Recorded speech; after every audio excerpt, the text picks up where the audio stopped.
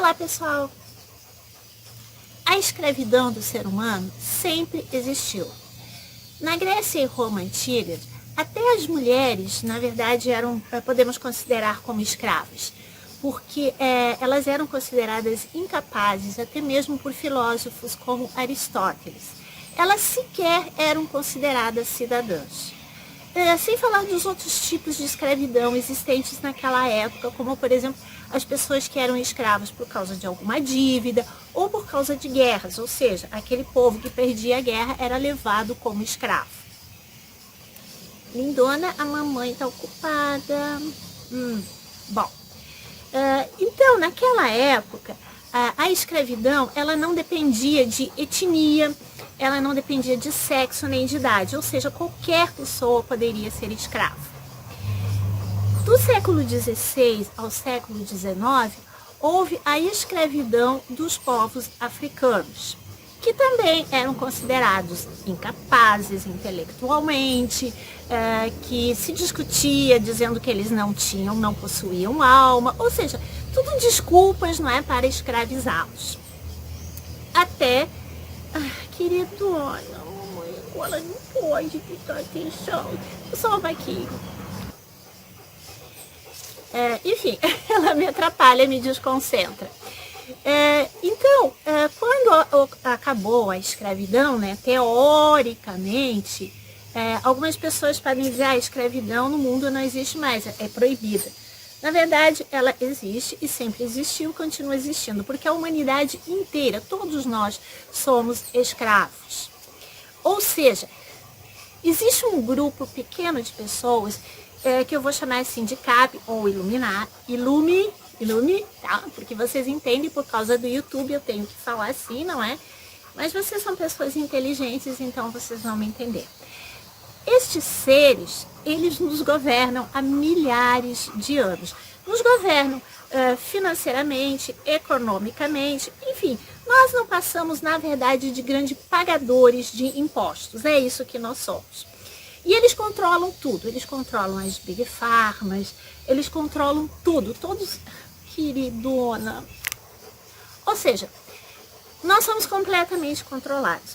E aí vocês podem pensar assim, tá, mas como é que isso é possível? Por que isso existe? Ou aquela famosa pergunta que muitas pessoas fazem, por que Deus permite esse tipo de coisa? E a resposta é muito simples, é porque eles são, na verdade, nossos algozes. Ou seja, tudo que nós fazemos para os outros volta para a gente. Ou seja, se nós escravizamos os outros, nós também poderemos ser escravizados. Vocês podem pensar, bom, mas nós não escravizamos mais os seres humanos. Na verdade, não é bem assim.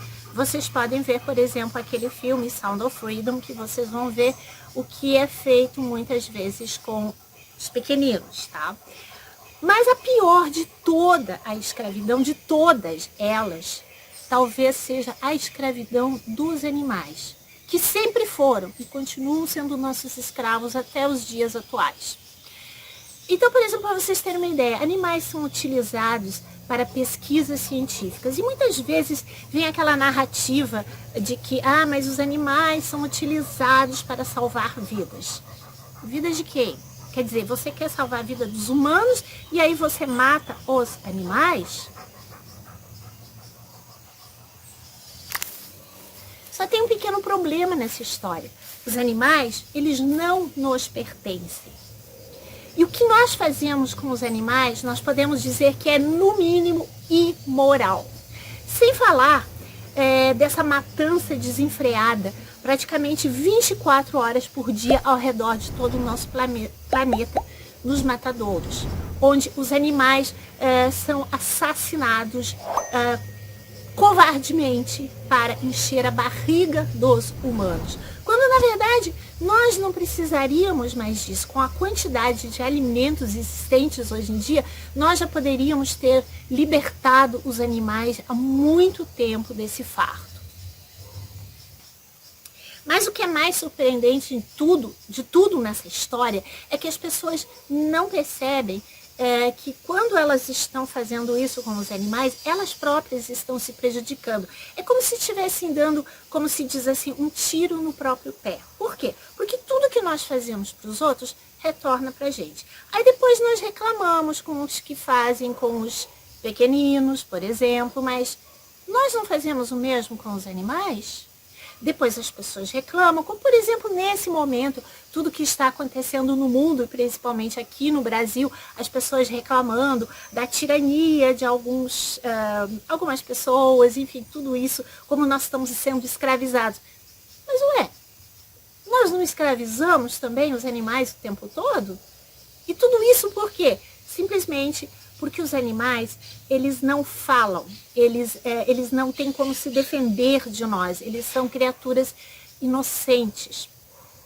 Então, nós usamos e abusamos dele o máximo que nós podemos.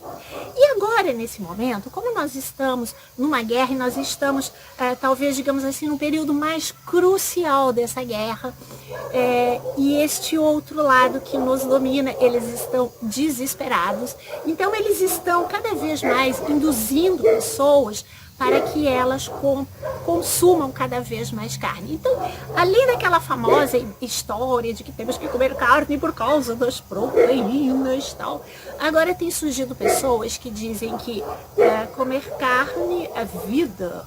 Vida para quem? Porque para os animais é morte, é dor, é sofrimento, é crueldade. E nem para nós não é vida.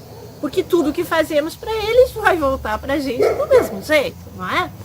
Bom, eu já ouvi até pessoas dizendo que, sabe, para aquelas pessoas que fizeram aquelas picadinhas, que simplesmente o efeito daquelas picadinhas poderia ser bastante amenizado com o consumo de carne. Acreditem se quiserem. Por incrível que pareça, tem gente dizendo este absurdo.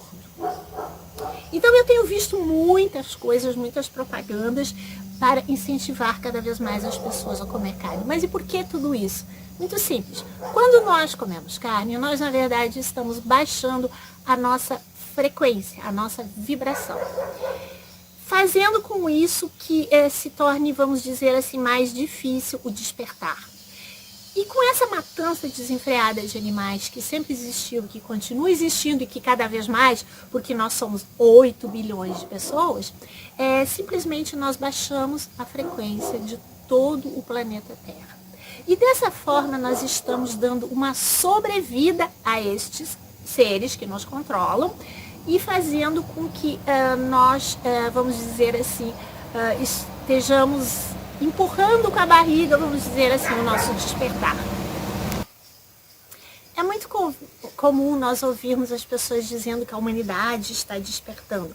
Porém, o número de despertos ainda é muito pequeno, deveria ser muito maior.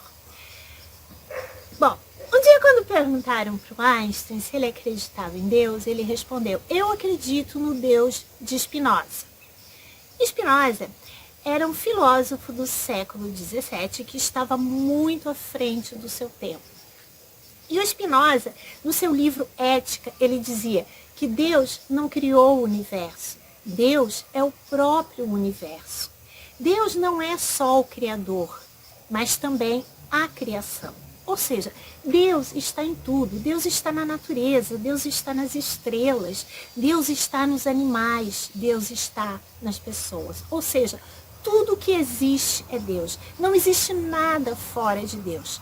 Portanto, como tudo é Deus, tudo é perfeito.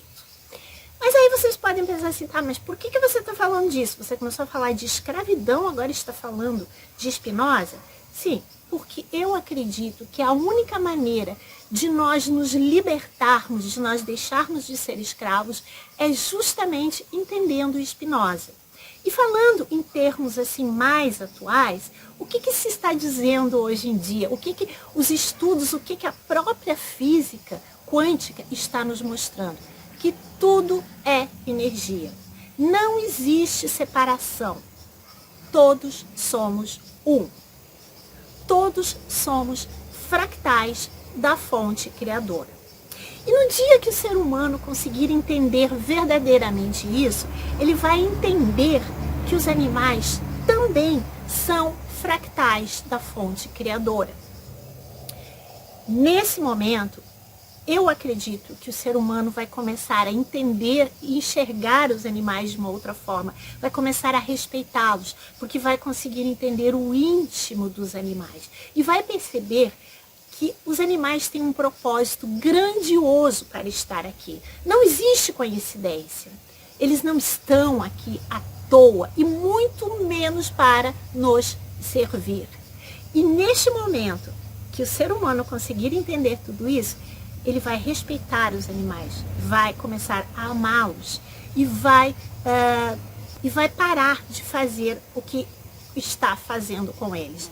E neste dia será o dia da libertação do ser humano, porque nós não seremos mais escravizados, não seremos mais controlados por ninguém.